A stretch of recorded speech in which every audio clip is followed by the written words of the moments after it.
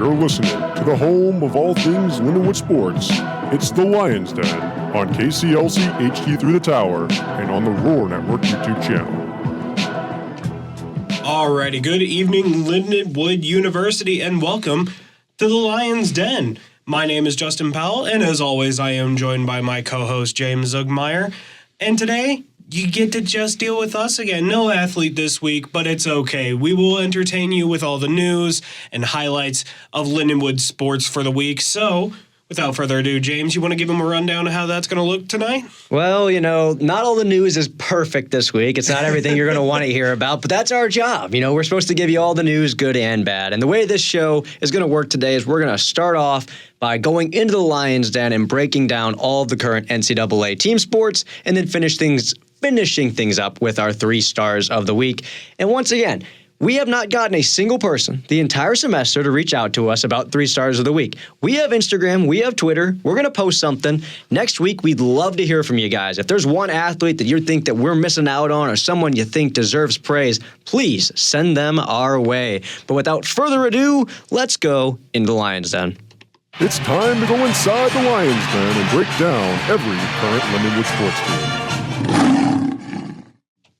Alrighty, I'll go ahead and kick this off. And kind of like how James said, not all news is good news this week. And that's especially the case for this first team because we're going to cover women's soccer. Now, they ended the season 10-5-5, 5-2-2 in conference play. That is nothing to scoff at. They ended with probably one of the best records out there in the OVC. They were dominant. But the OVC championship was just a couple days ago, and they fell to Tennessee Tech, with both of the goals being scored in the back half of the game. Both of their goals also just so happened to come in the 78th minute. I'm talking like within 30 seconds of each other. One, I know we talked a little bit about it beforehand. Gorgeous little rainbow goal right over the heads, and managed to get nothing in. You can do. Absolutely. If you're the goalie, nothing you can do there. Or No. even the defense. That was a perfect ball right onto a forehead right in the back of the net. Exactly. And then that second goal, it was a penalty kick, which Carolyn Ritter, who we've had on the show, amazing athlete, amazing person. She guessed it right. She had it. I know she said that was that's one scary part about being a goalie, but she guessed it right. Unfortunately, decided to bury it right on the goalpost, and it just squeaked right past her. So they got the second goal. However, Lindenwood, the only real big thing to come out of our side on that one, other than that little hiccup there, we had a yellow card on our side, but it wasn't a good look. This was not their best game, and it was unfortunately in the big championship game, which, They didn't play bad. I'll stop you there, though. Yeah. I think the misconception is you see 2-0. They had opportunities. It's just the second half did not start well. No. Tennessee Tech made adjustments at half, and it was just their half of soccer. They were the better team in the back half of that game, and it's just a tough one for Lindenwood where they've played good all season long. It felt like they were missing some pieces, but we were hoping they could overcome that. Just not able to get it done in the championship, unfortunately, this year. Yeah. So, with all that, would you consider this season a success? I know that seems like such a harsh question, but, they played well the entire season. Like you said, it wasn't a bad game for the championship, but it was the championship that they lost 2-0. The season as a whole, what do you think? Good, bad, indifferent? I'm going to go with good, but I'm going to say there are some things that I think are a little bit behind of where they wanted to be this season.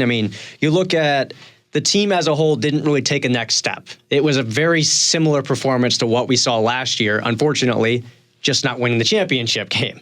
And also last year, we started off the first half bad, second half good in the championship. So maybe that's what we do next year if we get back is just don't show up for the first, show up for the second. Anyways, jokes aside, the offense just kind of struggled a bit this season. And then when they were struggling, they were pressing a lot. They weren't making the smart pass, the smart play. I know the players have talked about it. when we had Caroline Ritter in here, she mentioned, at points this season, the confidence just wasn't there. So you had players really, really pressing, feeling like they had to lift the team up. Mm-hmm. It's soccer. It's not basketball. One man just can't do everything for your team, and even then. And then another thing that was just annoying, I know the players were annoyed by it. Yeah, you're pressing all year. Yeah, you're struggling to score goals. But they had 9 penalty kicks this year. They scored 4 of them. You need to be better on that. I mean, you're under 50% on penalty kicks, where you probably need to be looking at 70, 80%. And with the players we have on this team, maybe even higher. You have some really good forwards here. So it's a fun season. They made it really far, but just couldn't convert in the big moment. And then you have a big recruiting cycle coming up. We're looking at next season now. This is the first time we've done this. Yeah. We have some players leaving, as you do every year. Rachel Jackson, Lily Sutter, and Ava Blum, they're going to graduate and move on. They made up 14% of the team's goals this year, 1/3 of the team's assists, and 1/4 of the team's shots. They were really important players. Maybe they weren't the ones that you look at like an Anna Johnson or a Mackenzie Compton, but they were very important. I mean, they played really solid all season long. They were some of the people that held the team together when they were struggling, locked down the midfield, continued to put shots on goal, even if they weren't going in, still putting pressure on the other team. So looking at next season, got to find replacements. Now, they've done a really good job of that. Dave Musso's a great head coach. He's a good recruiter. I have a lot of faith in them to get the job done there. But we will transition into men's soccer. And they got themselves a big game coming up against SIUE, 4 p.m. tomorrow. Be there or be square, ladies and gentlemen. It's a rivalry game. You got to show up for it. Says me, by the way. I have a physical therapist appointment, so I will not be there, but I will try to tune into ESPN Plus on that one. I do have some concerns coming in. So down the stretch, SIUE, they beat Eastern Illinois to finish the regular season. They just beat Western Illinois in the playoffs. Yeah. Sound familiar to Lindenwood on those teams we just talked about? Yeah. They went 0-1 down the stretch against those teams. But you have to think Lindenwood was going into those games as there wasn't as much motivation as SIUE had. They were still playing for seeding. They had a lot going for them coming into that last game. Yeah. And then it's playoffs against Western. That's just best v best. I think Lindenwood's better than Western best v best as well. Lindenwood just hasn't played meaningful soccer in a while, though, and SIUE has been playing every game like it's the playoffs as of late, and they're a really physical team. They have good star power, and you saw in their last game, they had a guy who hadn't scored a goal the entire season. He scores 2 in the playoffs, their first game. You take away one guy, someone else is going to show up, and I mean, that's just scary to think of, no matter how you approach that. I mean, kind of building off of what you said, Lindenwood, those last 2 games, although, the record doesn't look great for them, I mean, they didn't matter. We tied, won the regular season, and then the last game was just the last game. I mean, they probably told them to play at half speed, if anything, whereas SIUE, it's basically dog-eat-dog every single game. So, that's dangerous. This is going to be a dangerous one for Lindenwood. I definitely agree on that. I just think they need to kind of weather the first half. SIUE's going to come out hot. You know they are. Oh, yeah. But you're on home turf. You look at the OVC tournament last year, it didn't go the way Lindenwood wanted. They still played a good soccer game against a good team. It just didn't go their way. Sometimes that's how it goes. You saw it with the women's team. But they showed last year in the playoffs they can play tournament-style soccer, which is good. You look at their depth scoring this year, much better than last year, a much deeper roster. You can't just game plan and take away one player. You got to just play good soccer all around against this Lindenwood team because they have so many guys that can burn you and put the ball in the back of the net.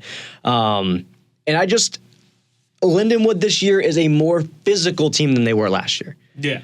But they're not doing it stupidly. They're not getting ejected from games. They're not taking a bunch of yellows. And even when they do, they know they can't take another. They're smart. They're mature. They beat SIUE earlier this year. I'm hoping they can get it done here. But I do have a question for you. Yeah, of course. So, the playoffs are something that, the NCAA playoffs are something that is foreign to Lindenwood University. No team has ever made it. Now, let's just assume Lindenwood makes it yet. I like that. Let's assume Lindenwood makes it all the way to the finals, and they lose a close one this year in the OVC. Okay. Do you think there's a chance they could potentially get in with an at-large bid into the NCAA tournament? See, that's a hard one to approach. That's a really hard one to approach because 48 teams out of the, hundreds of programs, 48 teams make it. And 22 of those 48 are, comprised of all conference champions. So we're looking at almost half of the ballots completely gone if Lindenwood does not win the OVC tournament, which obviously we're hoping that they do. And we're rooting for Lindenwood to win.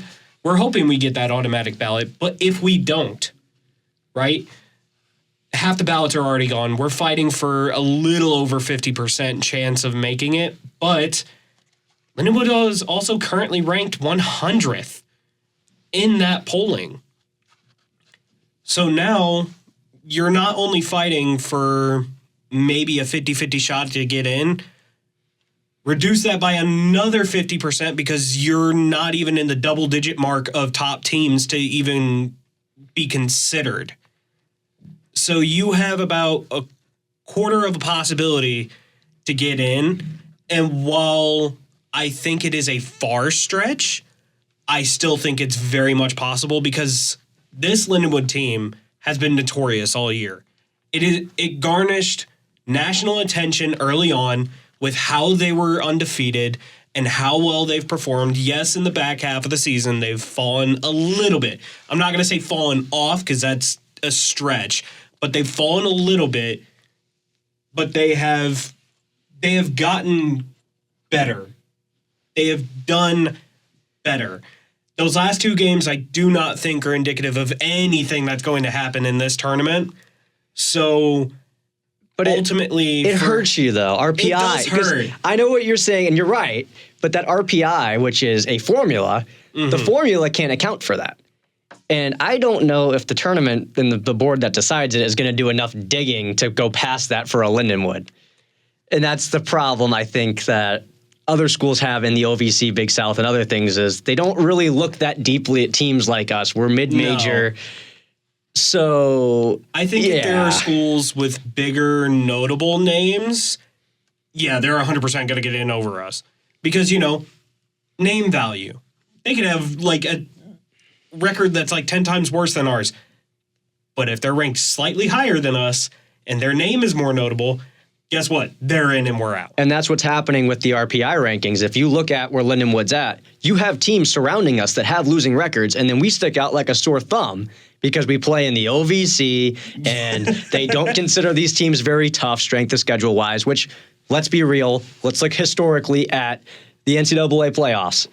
No OVC team has really ever done anything or even won a game, given this conference hasn't been around for a long time for men's soccer, but if you win the conference, you're getting fed to a top seed when you get into the tournament usually. So you're not going to look very good in the eyes of NCAA. But, there's another team on campus that I know we're dying to talk about this week for all the wrong reasons. Jet, do you want to talk about some football? Boy, oh boy. Do we have to? We do. Very much so, to the chagrin of both of us. But let's go ahead and start it. Your Lindenwood Lions are 4-6, 3-3 in the conference. That's right. They had another loss to that L column because they lost 21-24 to Western Illinois this past Saturday at their home. They were leading 14-7 going into the half. I mean, they were even leading 21-10 going into the fourth. Like, you were up by multiple scores. But that did not stop Western Illinois in the slightest. Because in the fourth, 14 unanswered from the Leathernecks, leading to the heartbreaking loss. And Lindenwood, the Lions as a whole, just did not have a response for anything that was happening in that fourth quarter. We had it going into it, and I think they just took the foot off the gas pedal. I mean, James, What do you make of this? Well, let's split it up with some good news. I got some breaking news coming out of college football, which is great timing. Literally just got the notification. We have a new college football playoff ranking. Unfortunately for most of us, we're going to be upset because Mizzou is definitely not on that anymore. Yeah. But you see schools like, Virginia's in there, Iowa's up there, Louisville's still in, Cincinnati, South Florida getting the last two spots right now. And then you're looking at the top five. You got Ohio State, Indiana, Texas A&M, Alabama, and Georgia. It's the usuals up top, but it's nice to see those other schools that are kind of sneaking around. And then, that top team that isn't in one of the big conferences is also going to get in. Put Tulane in it because Tulane's good, and I like the Green Wave. I've always liked their aesthetic. I'm going to say this on principle. Boo, Ohio. You say with the Cincinnati Ohio. Bengals Look, sweatshirt I might be a Bengals fan. However, Ohio State, man, I've never known a gimme schedule would make you so highly ranked. But anyway, back to the Lindenwood winning Lions. the Natty will do that for you. But okay, back to Lindenwood. This loss is not one you just brush over. You can't brush over it. Nobody gave Western Illinois a chance to win this football game, and you'd know that if you tuned into OVC Game Day every Saturday on the Roar Network. I'll tell you, working on that episode, it was a lot of fun, but the most fun part was seeing you,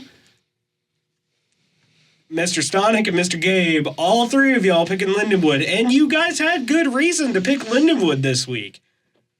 But man, it was really bad to look at the score after, and my immediate thought was, ooh, I cannot wait to talk about this on the Lions Den with James, because I could tell that ruined everybody's picks on that show. Yeah, I look at this program, and I also look across the rest of the campus, right? You have other teams that have picked up the pace, that have figured it out at the Division I level. Now, football's tough. Yeah. All the other schools are throwing so much money at it. There's so much attention on it. Football is the sport. But over this year and last year, there's been a few games that have really got my attention as to these were games that could have really put you on the map, at least within your own conference, and you just didn't do it. Last year, you're playing against Tennessee State, who made the playoffs in the FCS. You had a lead. You put up 0 points in the second half. You played Gardner-Webb when they were struggling. They had the third worst offense in all of the OVC last year. You gave up 42 to them. In a game where you're coming off a win, you're feeling good, and you do that. Then, later in the season, you get another win, you're feeling great about yourself, you allow 52 points to Tennessee Tech. You got ran out of the building. We have another game this year that was very similar. Is Lindenwood going to match up well against Gardner-Webb? This is a big game. Lindenwood needs to win this to stay alive in the conference. And we all know what happened there. Season's basically over. You're just kind of playing to build confidence, see what you can do moving into next year. You get a nice win versus Tennessee State, and you do this against Western. This can't continue. I'm getting to the point where I need to see some changes because winning the big game has been a problem. And it's not like we've played in a huge game. It's not like we're in the playoffs or, fighting for the conference lead. These are just mid-tier games against your peers. Yeah. And we're getting embarrassed. So I want to see some changes moving forward. It's always one step forward, two steps back with this program, and we're bringing in talent. We have really talented players. We've talked about it. I like our wide receiver room. I like our running back room. I like our quarterback. I like our linebackers a whole lot. Rico Bond just got, I think he just got his OVC Freshman of the Week again. Yeah. As a wide receiver, and that's coming off of this loss. He got Freshman of the Week. What do you need to do to facilitate a guy like that, It's, if you want to build a program, you got to give people a reason to want to come play for the program. And I really like the coaching staff. I've talked to Jed a lot. Talked to him a lot last year with interviews. He's a great guy. I think he's a great football coach. But the decisions being made on game day right now against some of these teams you should beat, especially with the game plan coming in. Overcomplicating, changing things that don't need to be changed. If it ain't broke, don't fix it. They continue to try to fix it, and that's why we ended up losing to Western Illinois. But we're playing a team that has lost 5 in a row coming up. It's Eastern Illinois. It's the stoppable force versus the movable object. Their offense is very stoppable. Our defense has been very movable. That's awful. They cannot throw the football. They really just can't do it. And you may look at the passing yards over the last week and say, well, they put up a few passing yards. It's all screen passes, man. It's all behind the line of scrimmage. Yeah, they can't throw down the field worth a darn. So please, bring home a W. And next week, we can have smiles on our faces and talk about the football team like this never happened. Just take care of one of the Illinois. Because you didn't take care of Western this year. Anyways, the hockey team, they have not played in a hot minute. But they got 2 games versus an ACHA team in Grand Canyon University coming up on Friday and Saturday. Now, by most metrics, GCU is a top 25 team within their division, which is, a little, I don't want to say scary, but it's something to keep an eye on if you're Lindenwood. This isn't a pushover ACHA team. This isn't a startup ACHA. They're established. They have some guys on their team that are really talented. So I have some questions. I'll try to talk to the coach later this week because I got to get an interview. I really do. I'm going to be board hopping. I want to get an interview with the man. But are we going to see Clayton Knapp? He was benched versus Miami. He allowed 4 goals and 19 shots in that game. Liam Bierman has been really good. But do you give the guy another chance to come back and get his confidence going against a team like this? Or do you ride the hot hand and just take your 2 wins? Yeah. What are we going to see with the lineup? Are we going to see some guys that haven't played this year coming up into the lineup and get some practice reps? I want to see that. But my big thing, I don't want to see them cheat in this hockey game and say, well, we're the bigger team. We're the stronger team. They haven't been able to do that all season long because they're one of the smallest teams in NCAA. Don't go out there and out-talent them. Let's go out there and out-hockey them. Let's play smart, structured hockey. I wanted to see this team work on things. Whatever your game plan is going into that Robert Morris series the weekend after, let's try that against Grand Canyon. Work on some things. Take it as almost a pseudo bye week and just kind of get right before you go into that one. You're well rested. Then you can have a nice practice game here, set of 2 games. Please win. I'm calling them practice games. If you lose, that makes me look really bad. So just kind of go into these and work on things. That's what I want to see from this Lindenwood team because they're showing really good progress this year, but we have some tester games coming up against our peers. These aren't teams that are highly ranked that are going to demolish us or the Stonehills of the world. These are teams that are right within our range, and I feel like we should take care of business. So if you want to do that, let's work on things this week. No, I completely agree on that. Just kind of breaking that 500 barrier, just kind of doing that. But also, if they do want to treat this as practice games, if they do want to treat this as more of sort of just like a bullet point on the rest of the season, start playing that not like thug hockey. Start playing like good, smart, academic-like hockey where you're making these points and your rotations are clean, your breakoffs are clean, you're winning the 50-50s and all that to where it looks like you belong in that top 25 over GCU, but you kind of build those fundamentals over the weekend. Well, I mean, they are a lower division than us, so I think if we were in their division, we'd probably be number 1. At least I'd like to think. But yeah. You're right. I want to see some better structure. I want to see more of a net front presence in this one. I want to see us get some more high danger opportunities instead of the low danger stuff we've been doing all year of, we get a lot of shots, but they're just wrist shots from the point that just happen to get through. I want to see more. That's greedy. It's a greed they talk about in the Bible, but man, I want it. I want to see more offense from this hockey team moving forward. But we did see some offense from the women's team. Jet, what did they get up to this weekend? Oh my. So they went into a series with Syracuse this weekend. They lost on Friday 2-1, but it was in overtime. So, showing a little flash in the pan there, a little bit of aggressiveness that we haven't seen in the past. It's like, that was barely a loss, and they made Syracuse work for it all the way to the end. And boy, howdy, if you went to that Saturday game after seeing that little flash in the pan, that little bit of hope, you were in for a show because Lindenwood turned that around and said, all right, we gave you that win, and then proceeded to decimate Syracuse 4-1 that Saturday. And it Oh, it's so beautiful seeing that scoreline. It's amazing, especially following this team. It's just great. It really was just that unexpected turnaround that I don't think anybody saw, but I know myself, I'm very pleasantly surprised. I'm very excited to see happen. Now, I will say this before you get to this next segment, because you're going to talk about some star players from the week. I am. Now, Jet is learning hockey. I am. Pronunciations are very hard in hockey. I'm not trying to put pressure on you. No, I know. But who were the standout players from this weekend? So, the 4 women who scored those 4 goals. The first one who scored 2, Tatiana Blakova. She scored 2. Hannah Dodds, she scored 1. And Michaela Polonyova, she scored the last 4th one. Way to go, Jet. Hey, look, I know a little bit of stuff. I know a little bit. It also helps that we went over it before the show. But, they kept Syracuse scoreless outside of the first period. That one goal that they had compared to the 4 was in the first quarter pretty early on. So they kept them scoreless and at a 3-0 deficit in the second and third period. So it wasn't like this was Lindenwood got all 4 in the first and Syracuse kind of controlled them. Syracuse didn't have an answer for them the entire game.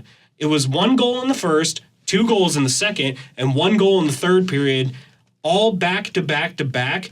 They did amazing, just keeping their composure, keeping the goals running, and leaving Syracuse just wondering what was happening the rest of the time. Well, and this last little bit before we, kind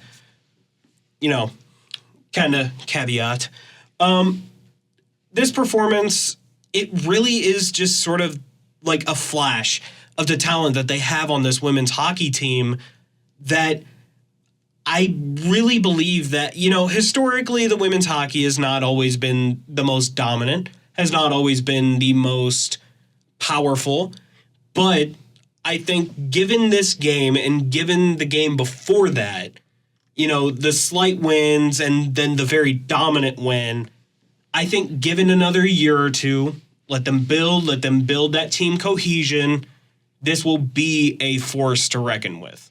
Now, I am going to say this about the weekend, and I'm going to butcher this. I gave you crap about the names. I've talked to this coach before, too. I should know how to pronounce this. I'm going to try it. Go for it. But I want to give big props to head coach Taylor Wasilk. I think that's right. It's Wasyl. I have never heard somebody say it, so I feel bad if I mispronounced it, but I want to give her credit because I had a friend of mine that was at that game taking photos. She went down on the ice. She wasn't doing too hot, and throughout the course of the game, coach kept coming over and checking on her.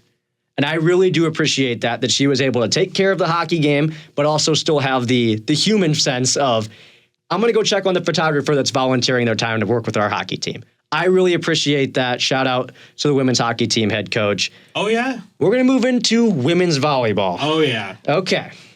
This week, so like we said, we have the highs, we have the lows. It's stacked that way intentionally. They got swept last weekend. They're now sitting at 10-12 on the season, 6-8 in conference, lost 3-1 and 3-0 versus SEMO.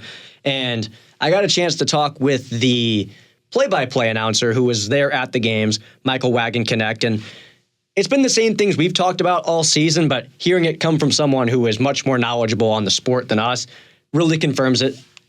He mentioned the serve receives. It has been a problem all season long because if you can't handle a serve, then that means you're going to be screwed up on your set and your attack is not going to be in the position you want it to be. And that has been a problem for them all season long. It's just a lot of errors. Yeah, the team is young. They're talented. We know there's good things here. They're 4th in the OVC in hitting percentage on the year. There's talent. There really is. And we've seen some record-breaking performances this year from Amelia Thoreau. We know Autumn Bax is good. But they're 4th in the OVC in error percentage, and they're second to last in attacks per set. What does that mean? It means that you're having a lot of possessions where the ball comes over the net, and you're not able to set up an attack. You're just pushing it back over because the first touch wasn't good. Or you had to make a diving play because you were out of position, and then, well, we just got to send it over. If you're not attacking, you're not scoring. That is a problem for this team right now. And they got a matchup coming that is against Southern Indiana. The end of the season is weird for them because they're sitting in the last playoff spot right now, and the team chasing them is 2 games back. It's Western Illinois. They've been all over our news the last few weeks, unfortunately. Right. But they also have a really tough schedule. They need to make up ground. If you're Lindenwood, you can't get swept. Every set has to come down to the last few points. I mean, we need to get a win. We need a split. Just get into the playoffs because you never know what's going to happen. But we have a new sport that we haven't really had a chance to talk about this year. I know. We've been eagerly awaiting this, especially since, the season starts so late into this semester. Well, we got men's basketball. Now, Jet, do you want to start us off on men's basketball, or do you want me to go first with men's basketball? I will go ahead and start us, especially since I'm going to start us with the OVC preseason poll, like how we did with the rest of these sports. See how Lindenwood kind of racks up with the rest of the competition. So, with that, I'll go ahead and start where Lindenwood is ranked in that preseason poll, and we are currently ranked 5th with 100 points behind us. And who's sitting atop? Little Rock. I don't think any of us really expected Little Rock up there. They are sitting atop at 188 points, SEMO right behind them at 177, SIUE at 163, Tennessee State at 135, and then Lindenwood and Moorhead tied for 5th, actually, at 100 points even. And then after that, you get those that are below 100 points, and that just pretty much fills out the rest of the OVC. They don't deserve our time. We're not going to talk about them. We're going to talk about the top 5 because that's where Lindenwood's at right now. Mm-hmm. Tied for 5th, but still the top 5 nonetheless. And you mentioned Little Rock. Dude, SEMO to start the year, they have looked very impressive. They've played some tough opponents. They've given them some hell of a game. I mean, you look at the SLU game they have. Lindenwood just played SLU and got shellacked. I mean, they got their butts kicked to finish that game. The second half was not kind to them. SEMO was playing hard throughout their entire match against SLU. Sorry. SLU's weird. Saying their name is always weird to me because you don't refer to any other school by their acronym and you don't say it out. I don't say SUI when I say SIUE. Sweet. I guess SEMO. Yeah, you do say SEMO. SEMO, but that's about the only one you really say. Yeah, SLU's always given me a little bit of trouble, but they also gave Lindenwood some trouble this week. Yeah. But they're going to give a lot of teams trouble. They got a good head coach. They got themselves a nice roster. I'll let you finish up, though. Yeah, but to kind of build off of that preseason poll, Lindenwood at 5th, favored. Maybe they had a little bit of merit behind that because we're about 3 games deep into Lindenwood's men's basketball, not the women's.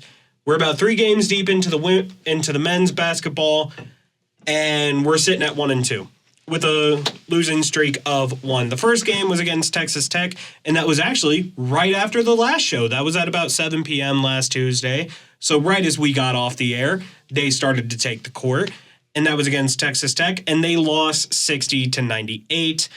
They followed back that Thursday with a game against University of Health Sciences and Pharmacy in St. Louis. And I know you saw the tweet on that. Oh, my Lord. This game was clowned on Twitter because it showed, in the ESPN thing, it showed Lindenwood and then Pharmacy of St. Louis. Yeah, they haven't updated their name yet, and it makes it look like we played a bunch of pharmaceutical students. Well, I guess we did play pharmaceutical students, but it looked like we played against the local CVS, and we most certainly did not. I don't think the local CVS can dunk. These guys could. I think the funniest part about that game, though, was the fact of, at least they know where to get some medicine for how bad they got beat. And I'm like, ooh, that's bad. That was a great comment. That whole thing was fun, but it just makes Lindenwood... We took care of business. Oh, yeah. We took care of business, and people are being mean. 116-51. They barely covered half. They didn't even cover half the points that we scored. So, And that did tie a program record for most points in a single game. Hey. Couldn't go over it. We didn't want to embarrass them too bad. There we go. But, yeah, it was a nice week. You had the women's game where you completely destroyed Harris Stowe. Then we did that, and then had to face reality against SLU. Yeah, and then the SLU game last night at about 7 p.m., we lost that one 66-109. So, we are sitting at 1-2. But, our next game, Charleston Southern. And that is actually this Friday at 5:30. That one's in Alabama. So, I mean...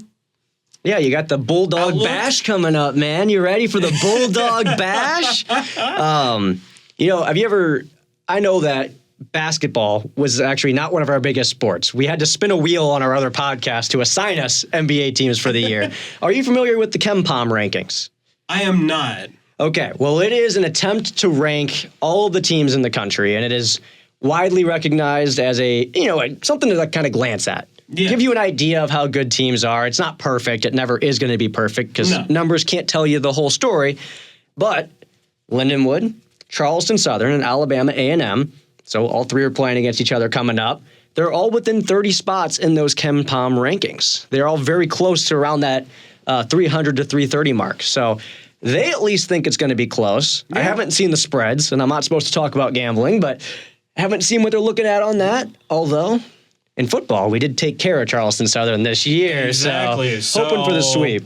2-2? 2-2 for the Lindenwood Charleston Southern match-off? I would like that. Yeah, come out of that with a W. Exactly. I also haven't seen their uniforms. Their football ones look kind of nice. I want to see what they do for basketball. But let's look at the team this year because we have a lot of new faces on this basketball team coming in. And you look at last year, there were some issues with how they played basketball, at least the way I wanted them to play a different style because I didn't think they moved the ball enough. It was an NBA-style offense where you had a lot of ISO possessions where it was just dribble up the floor and chuck up a three or just drive to the basket.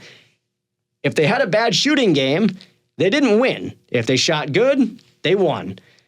I was not a big fan of it last year. I know a lot of fans that watched it were like, man, this is hard to watch. And they ended up finishing 500, so not awful on the season, but... they finished bottom 4 in field goal percentage and free throw percentage and dead last in three-point percentage. To start the year this year, doing a whole lot better, which is great to see because you had 8 new transfers come onto this team with only 7 returners. I love Milos Nenadic so far because we didn't have a true center last year. A true offensive big guy that could go in the paint and give you some buckets. He's 6'10", he's 240, he can score, he can rebound, and he's been pretty solid defensively so far. And I only got to watch a little bit of the first half last night of that SLU game. Yeah. Very noticeable. Looked like he belonged on that court, at least for the parts I was watching. Forcing turnovers and just finding ways to make this offense look a little better. Because you have to respect Lindenwood in the paint now, which is something you didn't have last year. Might open up the 3-ball a little bit or the mid-range. Maybe, just a little bit. Lewis Robert. I like him so far as well. Dude, he's 6'9". He's good in the paint. He's good in the mid-range. That's another thing that Lindenwood kind of lacked last year. Yeah. Size. You look at the team and say, well, yeah, they're actually on average the same height as last year, but that height is more spread out. You don't have a 7-footer like last year who was, bringing that average all the way up where you look at the rest of the team and like, man, we're kind of small and scrawny. No. This year, you got some meat on those bones. They're a little bit taller. They're going to be more physical. And then you look at the returners. Jadis Jones, Aeneas Futrell, Clayton Jackson. It's year 2 for them on this team. They've taken huge steps forwards. And reminder, Jones and Jackson, they're only sophomores. They got time to grow. Assuming they stay with the program, by those senior years, maybe a grad year, those guys could be a real menace. And they already are really good. So I'm excited to see how this season plays out. We got a lot of young talent mixed with some of the returners. Should be a good one. And as you mentioned, the Bulldog Bash coming up. Got a question for you. Yeah, of course. So do you have SWAC TV? I can't say that I've ever even heard of SWAC TV. Well, unfortunately, if you want to watch these games, you're going to have to go buy yourself some SWAC TV. Or go to one of those funny websites that might give you a virus. Anyways. You know what's bad? That just makes me think it's like a gag from like an old Nickelodeon show like Good Burger. Like, yo, man, you catch the game on SWAC TV? It's like, what is... It sounds like a made-up TV station from like a kid's show. That is... No, God bless the OVC for sticking with ESPN Plus. Keep it simple. Keep it in the same spot because there's a billion conferences in college basketball, and it seems like all of them now are getting these small... bootleg, I'm going to say bootleg broadcasting deals, and it's like, dude, nobody's paying for SWAC TV. I'm not doing it, man. That's one of those ones where you make a fake email, you get the free 7 days, and then you promptly cancel it right after you start Exactly. it. So that way you have the trial and nothing else.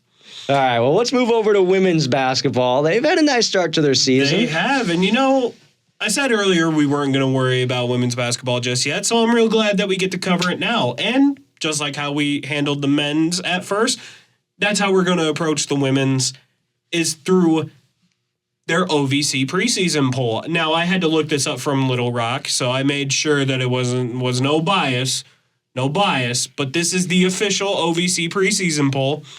And your Lindenwood Lions at the top with 179 points right now. I mean, can you get any better of a preseason poll ranking? You literally cannot. You literally can't. You literally cannot. Like, that is probably the best. And we're just going to go over the top I mean, five. probably. You're one of one. You are number one. I mean, I guess you could see more coaches' points, but it's just nice to see a team like this actually not only getting the acknowledgement, but also kind of living up to it. And I know I'll jump into that later. But, so we got Lindenwood at number one. Naturally. Obviously, because of course, it's Lindenwood. Why not? Lindenwood, Tennessee Tech right behind at 175. Western Illinois at 166. Man, brother, Western, with how much we're saying their name, hey, Western Illinois, pay us. We're saying your name a lot. We're giving you notoriety. Yeah, the Leathernecks Den. We're going to create a new show for them. Southern Indiana at 147, and then Eastern Illinois at 121. So Eastern and Western, they round off that top five, but, they're up there. I just kind of want to throw out there because I have a buddy from down there. SEMO, currently ranked 9th. They are second to last in this ranking, sitting at 51 points. So, boo SEMO. Let's go. Let's go Lindenwood. So when they somehow pull off an upset this year, come back, clip this, clown us on social media for that. You know what? If you clown me because I believe in my team, clown me, but we're not losing to SEMO, guaranteed. But now that we're out of the preseason ranking, we're going to go ahead and hop into their record, how they've played, because like how men's season officially started right after our show last week, women started the day after the show last week. It started on November 5th, which was that Wednesday. They played Harris-Stowe State University. I don't know where that is. I think it says Missouri here, and I've never heard of that university. Mm-hmm. But they won decisively, 107-23. I mean, you cannot ask for much better. And they kind of lived up to that hype of, number one ranking. There was a lot of pressure on that, too. It was Education Day. All the little ones were there. All the elementary school kids were there to watch. Exactly. Their first taste, potentially, of women's basketball, they lived up. Oh, yeah. And they scored exactly 67 points at one time, which the kids absolutely loved, by the way. Go look up the video if you haven't seen it. They were losing their minds. No. It was awesome. I had such faith, and then you said the 67 thing, and I'm like, oh no, we're doomed. Anyway, speaking of 67, actually it's 76, but that's what Baylor scored on us. 7-6. I'm sorry, man. That's what number 16 Baylor University scored on us this past Sunday, actually. But the score was 63-76, so even if it was number 16 ranked team in the country, we had it real close. Like in the teens of separation. It was within single digits several times in that game. It was extremely close. While, yes, it is an L, while, yes, it's in that loss column, that is a ranked opponent. That is a mid-ranked opponent, for one. And for two, you took them the entire distance and you have it that close. That is not an indication of this team is bad. That is an indication of this team is dangerous. This team is ruthless, and they want that number one spot that they earned in that preseason poll. So, man, I mean, I'm excited, but like how we did that, James, how about you tell us about some of those new faces and their season going ahead with this, number one Lindenwood team? Yeah, I mean, I'm thinking we might not just be OVC good. We might just be good in general. Oh, yeah. Like, nationally, we might be okay. we're not going to be like a top 25 team at any point, most likely. I mean, you just can't rank a team in the OVC. That's malpractice if you're a voter. Like, you're not doing that ever. A mid-major in the OVC, women's basketball, no, not happening. But it'd be sick. And I like this season coming in that you lost some pieces that were really integral to your team last year, and you went out and got some freshmen that have the ability to potentially replace what you lost. Because you ended up losing your big and Justice Odom and your small defensive, I think just the energy spark of the team in Michaela Cunningham, where she just brought the emotion, brought the energy every night, transfers out. So who's going to replace her? Well, you don't really have a center this year, but you did add freshman Valerie Norwood, who I think has the potential to kind of be like that Michaela Cunningham type who plays really strong defense, can still score for you, bring that energy, because she was considered Miss Kansas for basketball. The entire state was looking up to her and saying, you're a top 5 player in our rankings. You're averaging 24.3 points in the state championship throughout the entire tournament. I was way above her averages on the regular season, by the way. So she showed up in the clutch, and she also broke school records for career assists and steals, and was named the Defensive Player of the Year in high school. And Lindenwood went out and brought that here. Talk about recruiting. Talk about some Amy recruiting. Egan was doing some work to get her to show up here, but I appreciate all that effort. And then the big pickup that's immediately going to impact, because we did bring in freshmen. We brought in some people that are going to contribute down the line for us. English, oh my God. We brought in a grad student, Alicia Jones, coming out of D2. She averaged nearly 15 points per game last year and was 89% from the free throw line. There were some efficiency issues as far as shooting and other things like that, but you brought someone in that can be a threat, and that's another problem for opposing defenses to have to worry about because, I mean, look at this team right now. You have players across the board. Everyone in your rotation is a returner for the most part outside of, Valerie Norwood and some of the people that you might bring in off the bench. They've played together. Oh, yeah. They've nearly won the OVC together. They've won several WNIT games last year. Like, you have chemistry, you have skill, and the other teams in the conference, I don't know how they're going to respond or if they really can respond. So we're coming up on a big game. And I really don't know why I said big game. It's a game. We're playing Oral Roberts, and that is going to be at 6 p.m. on Thursday at Highland Arena. Now, in theory, Oral Roberts has a bit more of a brand identity than Lindenwood does. So you might think it's a big game. But I'm looking at their schedule, and they got a heck of a game from an NAIA D2 team, which is called Friends University. Have you ever heard of a Friends University? Is that where they teach you all about the Friends series? Probably. Ross and Rachel and the such? Well, they kind of struggled against Friends University, which is kind of damning. And then Haskell University, another NAIA school, kind of gave them a bit of a game. I say like a bit of a game. Think of the difference between Baylor and Lindenwood in their game. Close. Yeah. At several points, it was in limbo of who was going to win. Ultimately, the better team won, but it should have never been that close in theory. Yeah. And that's against an NAIA team.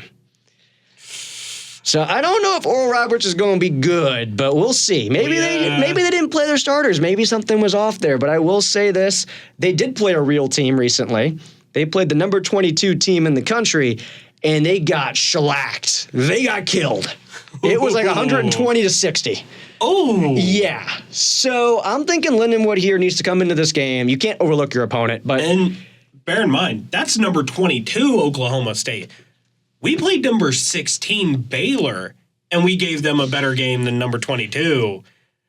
I think we don't know. We don't know because it's early in the year with these preseason rankings. But and I know I've joked around, but Lindenwood can't do what I'm doing and just joke around with their opponent. Take care of business, and hopefully you can get up in the game and we can see what these freshmen look like against their peers. Because that's what you want to do ultimately. Get your freshmen acclimated so if something happens this year, God forbid an injury or something, the freshmen feel comfortable to come in, play in your system, and start for your team. But that is all for the Lions Den. Not the Lions Den, Into the Lions Den, which is the segment. I can't freaking speak English. God damn. Anyways, we're going to move on to our final segment of the show, which is our 3 stars of the week. It's time for the 3 stars of the week. Happy Wheels. We love Happy Wheels. Anyways. Alrighty. So I think the 3 stars this week is actually really cool because all of them are women athletes. All the women athletes balled out this week, and I'm really excited to kick it off with Lindenwood Lions goalkeeper, Madison Botel. Why is she so important, you ask? Well, it goes back to Saturday's game against Syracuse, that 4-1, beat down that it was. She stopped 26 of 27 shots. 6-7. Yeah. 6-7. Her save percentage is up nearly 50 points this season alone, and her goals against average has come down by 1.5 goals. That is a tremendous jump from where it was. And her improvement allows Lindenwood to run that 2-goalie system on the women's side to where they can, if one's a little burnt, one needs to go in, they can make that easy swap to where it's not going to be like, oh, if we throw her in, we're throwing the game. No, this is we have a shot no matter who we have in that net. So Madison Botel, you are our 3rd star of the week. James, you want to kick it off with number 2? Oh, I'd be honored to do this. Okay. Ellie Brueggemann. She's pretty good at basketball. We know she's pretty good at basketball. She's been great over the last few years. Her freshman year, she came out of nowhere for this team. Last year, about the same. She just put up 20 points on a top 25 team in the country this week. Yeah. She also decided, I'm going to throw in a block and a steal and shoot 50% from 3. That's a pretty good game for a pretty good player that happens to play on a pretty good team. I had to give them their flowers. Somebody deserves something this week because you can't just go out there and almost beat a top 25 team and us not give you some attention. They deserved it.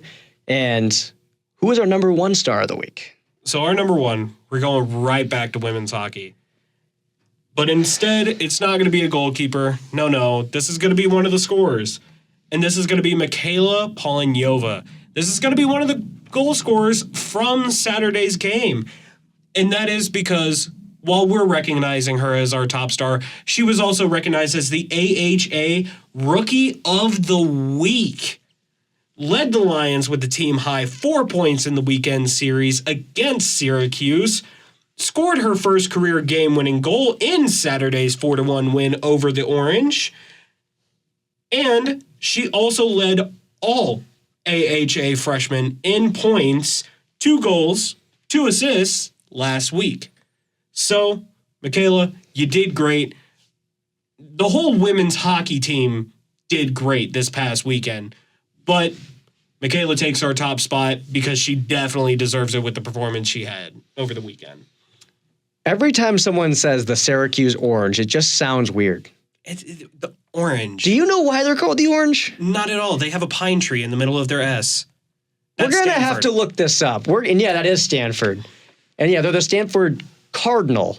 Not the Cardinals, the Cardinal. Because it's Cardinal Red. Anyways, that's enough mascot talk here. Now, I do want to give a shout out.